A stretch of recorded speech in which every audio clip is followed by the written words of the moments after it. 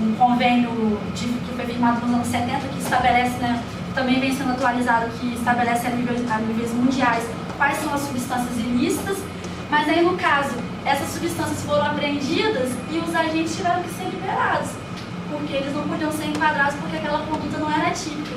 E aí foi a questão de eu lembro da notícia assim, na quinta-feira eles fizeram a apreensão, na segunda-feira aquelas pessoas foram soltas, na sexta-feira aquelas substâncias já estavam inclusas no rol da Anvisa.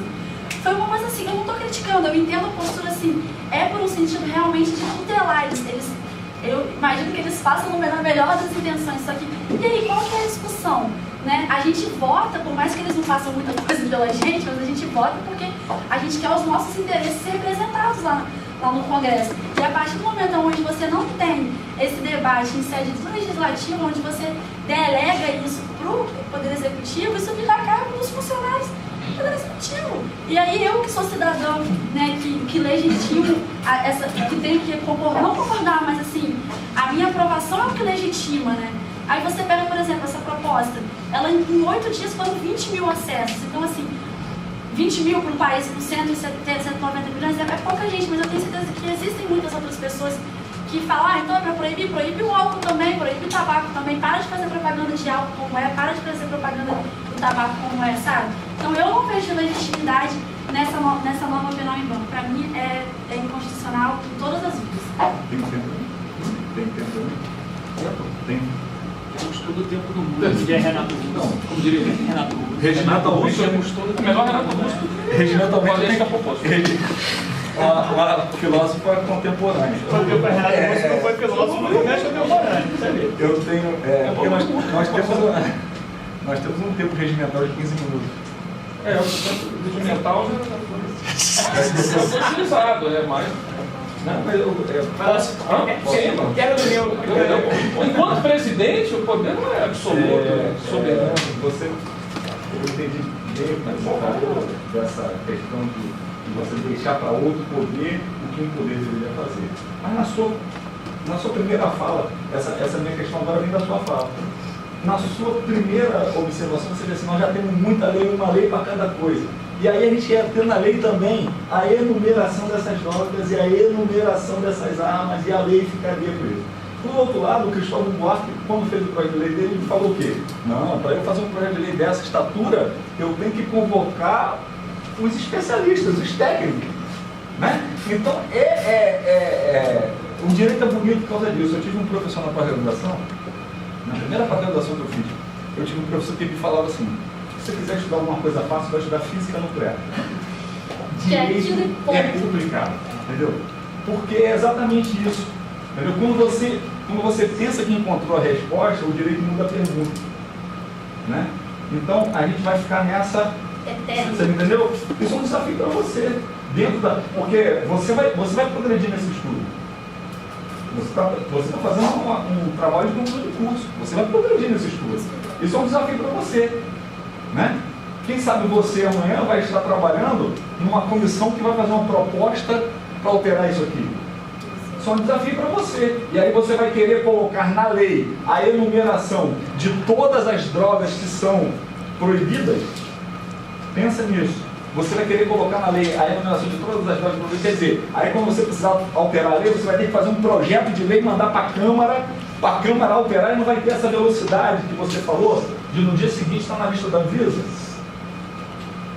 Tudo tem seus dois lados, exatamente, né? Então, é para pensar, só uma reflexão. Tá?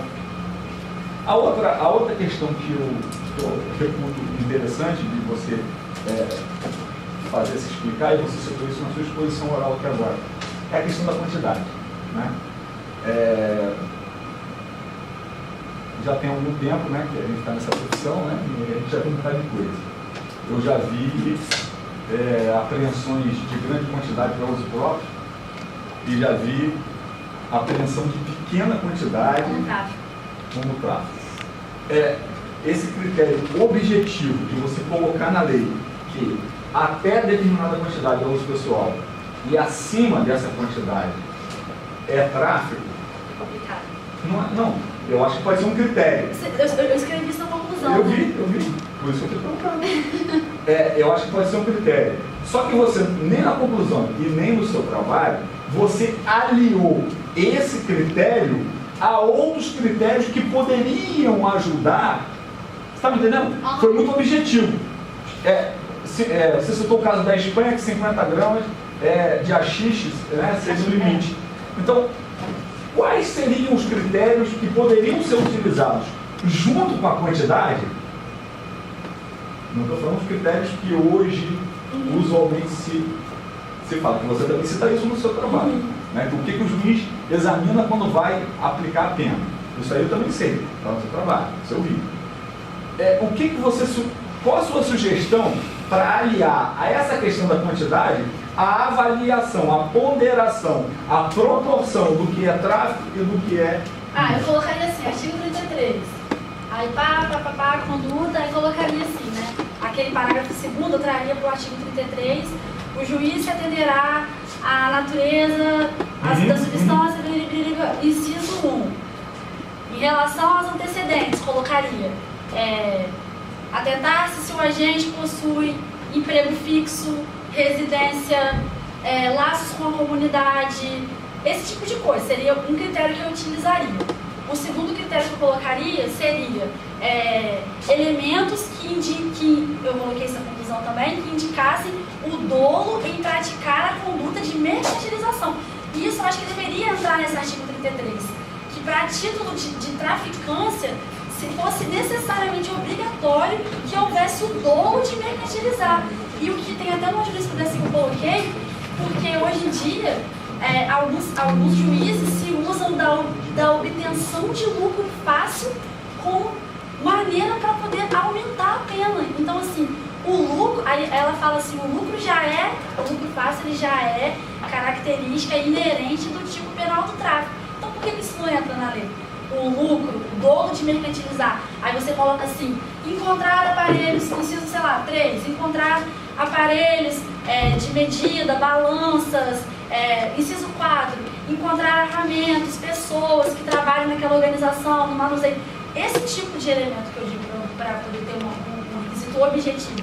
Você expressamente colocar na lei quais seriam os elementos. Mas assim, eu sei também que seria um sobrecargo, né, do texto legal, que talvez não fosse viável, mas eu acho que da forma que está... Esses critérios que você mencionou, esses critérios já são utilizados. E você, de certa forma, você fez uma crítica a esse critério, porque ele é uma seletividade da penalização. Ou seja, eu sou traficante, mas meu pai é dono de uma grande empresa e eu tenho um cargo nessa empresa de diretor. Então, se eu tenho um emprego garantido, eu não seria enquadrado, tá? Então, causa uma seletividade. Eu sou usuário, mas eu frequento o Rotary, entendeu? E sou bem quisto na associação de moradores do meu bairro, então levaria uma seletividade também, social. A minha pergunta foi o seguinte: se você teria outros, entendeu? Que eu não. Mas não. Mas é para pensar realmente assim, você já viu que eu já fiz um projeto de lei novo, né? Para o C3, já está com isso. Doutor Antônio, você está satisfeito? Eu posso só fazer um último adendo? Que eu vi que o senhor deu uma circulada no meu IN, minha constitucionalidade, assim, Nos dois, na primeira e na segunda folha. Eu coloquei isso porque, como se tratar de um assunto polêmico, assim, eu venho debatendo, eu decidi esse tema desde 2010, então assim, eu venho debatendo isso ao longo de muito tempo, então hoje eu sabia que eu ia chegar aqui, eu não ia convencer ninguém, sabe? Por isso que eu coloco assim, porque também eu não posso criticar o Estado por reprimir a opinião e reprimir, então eu defendo, mas eu coloco entre parênteses assim... Mariana, deixa eu te falar uma coisa. Você está no ambiente acadêmico. Você não tem, nesse momento, você não tem que ter a preocupação de convencer ninguém. Exatamente, mas se eu tivesse, né? eu não ia conseguir. Você está no ambiente acadêmico. Se você pode até chegar aqui e defender o uso do entorpecente. Você está no ambiente acadêmico. Né? O estudo é livre. Nós estamos aqui para pensar. Né? Então, não se preocupe em convencer ninguém. Né? A posição da banca, você nunca vai saber se nós somos a favor da inconstitucionalidade ou contra. Não é isso? Porque para a gente aqui não interessa se nós somos pela inconstitucionalidade. As primeiras coisas que nós decidimos, né? Colocar entre parênteses. Lembrou agora? nas primeiras coisas que nós dissemos, não, vamos colocar entre parênteses, porque na hora você É porque você joga pra lá e joga pra cá. constitucionalidade é uma coisa muito, né, é muito incisivo, né, tem que ter Então vamos seguir. certa... Professor Camilo, o senhor tem um tempo regimental de 2 minutos, mas não podemos atrasar as demais bancas. Boa tarde, gente. Boa tarde. Palavra. Agradecer a presença, a oportunidade da doutora Heron.